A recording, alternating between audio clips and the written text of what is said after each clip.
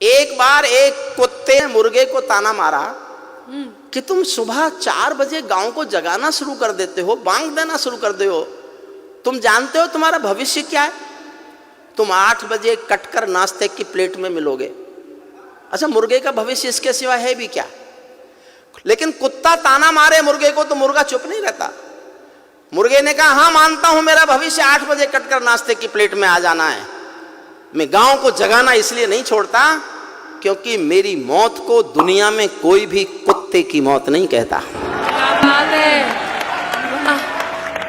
काश्मीर जो खुद सूरज के बेटे की राजधानी थी, डमरू वाले शिव शंकर की जो घाटी कल्याणी थी, काश्मीर जो भूमंडल का स्वर्ग बताया जाता था, जिसकी मिट्टी को दुनिया में अर्घ चढ़ाया जाता था, काश्मीर जो भारत माता की आंखों का तारा था, काश्मीर जो लाल बहादुर को प्राणों से प्यारा था, काश्मीर वो डूब गया था अंधी गहरी खाई में।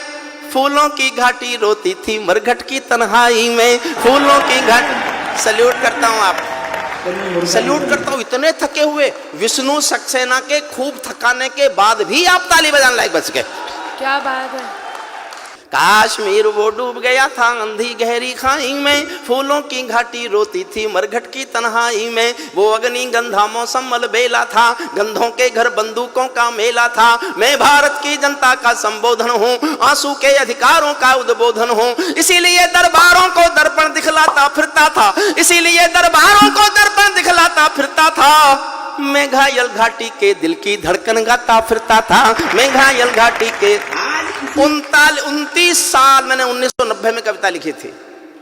और आदरणीय कठेरिया जी, आपको जानकर आश्चर्य होगा, इस कविता को मैंने 1990 में जब सबसे पहली बार लिखा तो मेरे पहले श्रोता थे श्रद्धेय अटल बिहारी वाजपेयी और श्रद्धेय लाल कृष्ण आडवाणी। दोनों बैठ के रोए थे, दोनों बैठ के रोए थे। वाजपेयी साहब एक बार लाल किले में आए थे और मैं कश्मीर पढ़ रहा था। मैंने उनसे कहा, आप देश के प्रधानमंत्री बन गए और कश्मीर की हालत फिर भी नहीं सुधरी तो इससे भी सख्त कविता सुनने को तैयार रहना। फिर मुझे पता चला वो 6 साल इसीलिए उदास रहते थे क्योंकि उनके समय में तो हुआ नहीं था जो अब हुआ। मन से सुनिए, मैं अपना मन पूरा इस कविता के साथ आपसे जोड़ना चाहता हूँ। इसीलिए दरबारों को दर्पण दिखलाता फिरता था, मैं घायल घाटी के दिल की धड़कन गाता फिरता था। हमने नारों में गाया था सब कश्मीर हमारा था, जब जब भी छू कर देखा हिम चोटी में अंगारा था। काश्मीर था जहाँ तमंचे थे केसर की क्यारी में, काश्मीर था जहाँ तमंचे थे केसर की क्यारी में, काश्मीर था जहाँ रुदन था बच्चों की किलकारी में, काश्मीर था जहाँ तिरंगे झंडे फाड़े जाते थे, 47 के बंटवारे के घाव उघाड़े जाते थे, काश्मीर था जहां हौसलों के दिल तोड़े जाते थे, खुदगर्जी में जेलों से हत्यारे छोड़े जाते थे, खुदगर्जी में जेलों से हत्यारे छोड़े जाते थे। अपहरणों की रोज कहानी होती थी, धरती मैया पानी पानी होती थी, झेलम की लहरें भी आंसू लगती थी, गजलों की बहरें भी आंसू लगती थी। मैं आंखों के पानी को ललकार बनाता फिरता था, मैं आंखों के पानी को ललकार बनाता फिरता था, मैं घायल घाटी के दिल की धड़कन गाता फिरता था, मैं घायल घाटी के दिल की।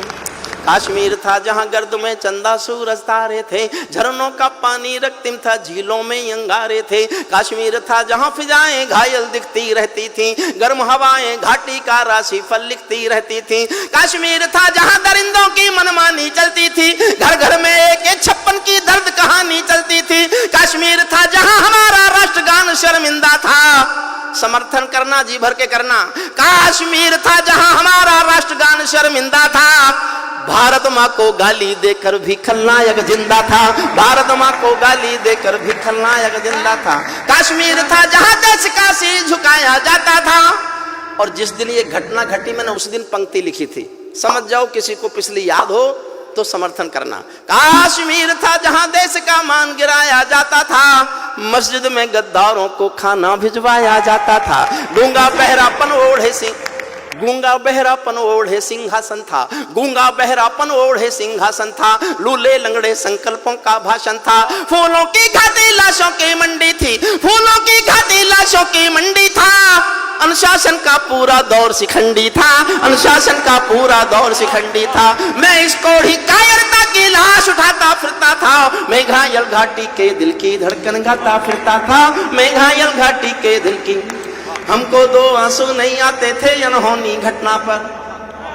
89 में 4.5 लाख कश्मीरी पंडित कश्मीर से मारपीट कर निकाले गए, उनकी बेटियों के साथ बलात्कार किए गए, संपत्ति छीनी गई, घरों में आग लगाए गए। अपने दिल पर हाथ रखकर सोचना, क्या दुनिया के इतिहास में इससे बड़ी कोई मॉब लिंचिंग हुई है क्या?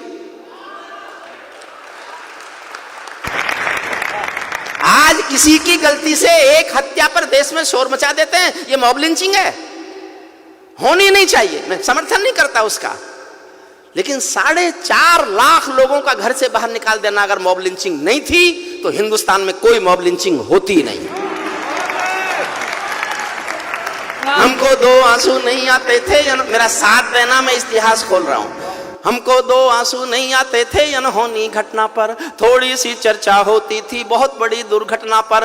राजमहल को शर्म नहीं थी, घायल होती छाती पर, भारत मुर्दाबाद लिखा था श्रीनगर की छाती पर। मन करता था फूल चढ़ा दूं लोकतंत्र की अर्थी पर।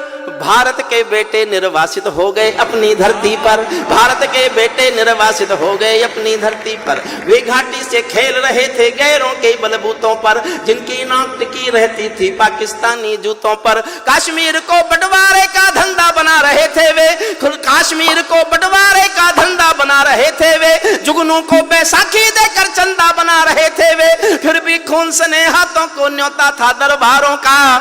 जैसे सूरज की किरणों पर कर्जा हो अंधियारों का, जैसे सूरज की किरणों पर कर्जा हो अंधियारों का। कुर्सी भूखी थी नोटों के थैलों की, कुर्सी भूखी थी नोटों के थैलों की, कुलवंती दासी हो गई रखेलों की।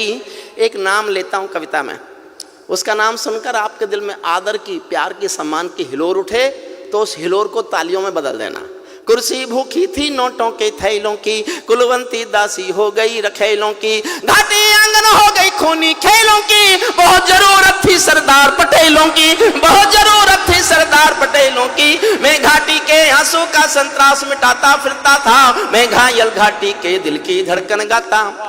एक छंद पढ़ रहा हूं साहब।